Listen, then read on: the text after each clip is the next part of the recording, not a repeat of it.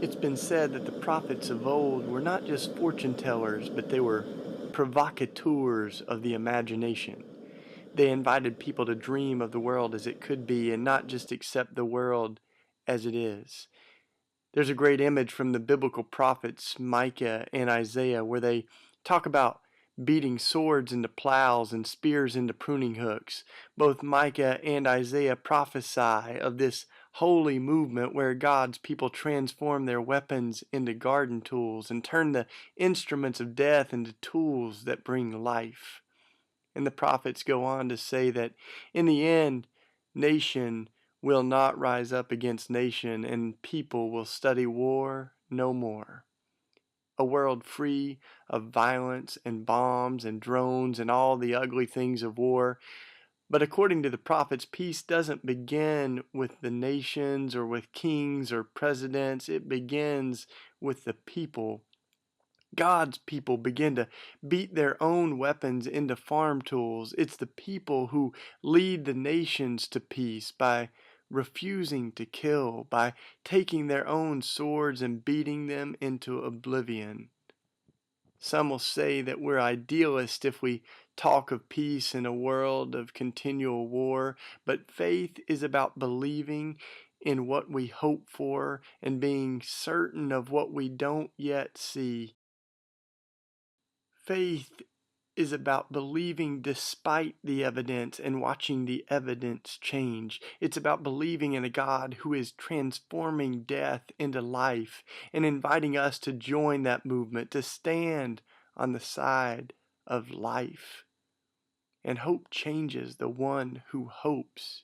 If we believe swords are going to be converted to plows, it makes less and less sense to keep making swords. And if we really believe that the prophets were right and that this is what is coming, then we can't help but begin enacting it now. So we did. We got some welder and blacksmith friends and we started turning weapons into farm tools. Our first weapon conversion was on the 10th anniversary of the September 11th attacks in New York and D.C. After hearing that some of the metal from the World Trade Center was used to build a warship, the antithesis of the prophetic call to bring life out of death, we took an AK-47 and we turned it into a rake and a shovel.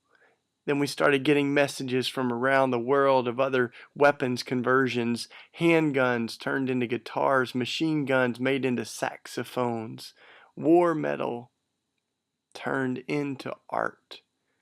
Our latest weapons conversion was a semi-automatic, similar to the ones used in recent massacres in the U.S. The weapon we transformed was donated by someone who wanted its metal to be used for life and not death. So we beat that sucker into 3 hand tools for the garden, one of which we use right in my neighborhood in North Philadelphia. We refuse to wait any longer.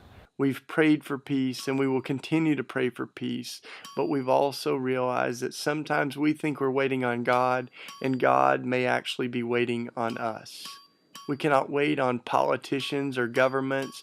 The new world the prophet spoke of begins with us. It begins with you.